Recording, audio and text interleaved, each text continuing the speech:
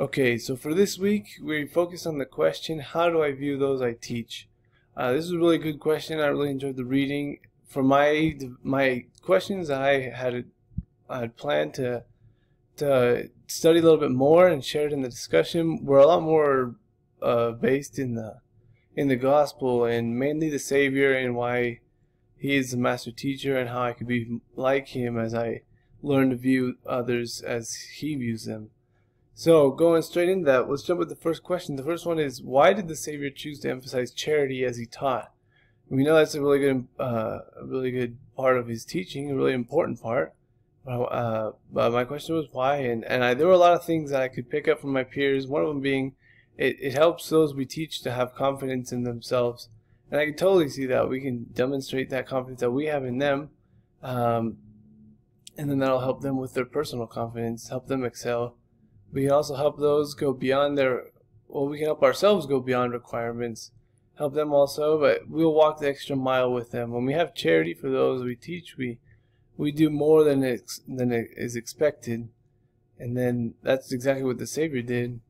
And then as we emphasize charity in our teaching, as we focus on that, showing charity, it's a good way of letting others know that we care about them instead of having it be an abstract idea, being one of those teachers that were like, I don't even know if they care about me.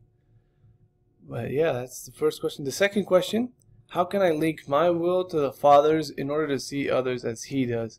It's a little bit more complicated of a question, a little more deeper, but some of the great feedback I got was seeing with spiritual eyes. And I think that's so important, seeing with spiritual eyes.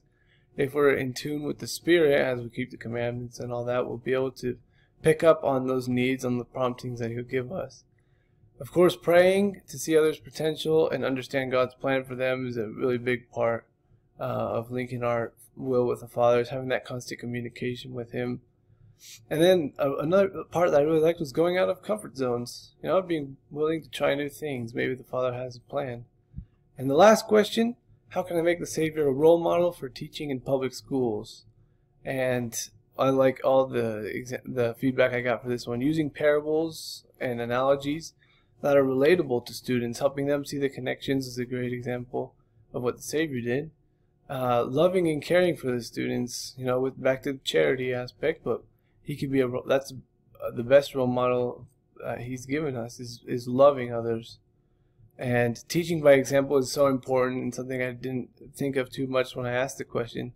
The way I teach and the way I present myself to the students will be a great example for them of what ethics I like to demonstrate and how to learn more and view those guys better.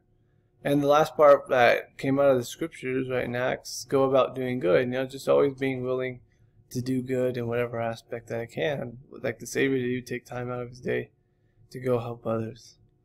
And that's all I have for my presentation. Thank you so much for watching, and see you later.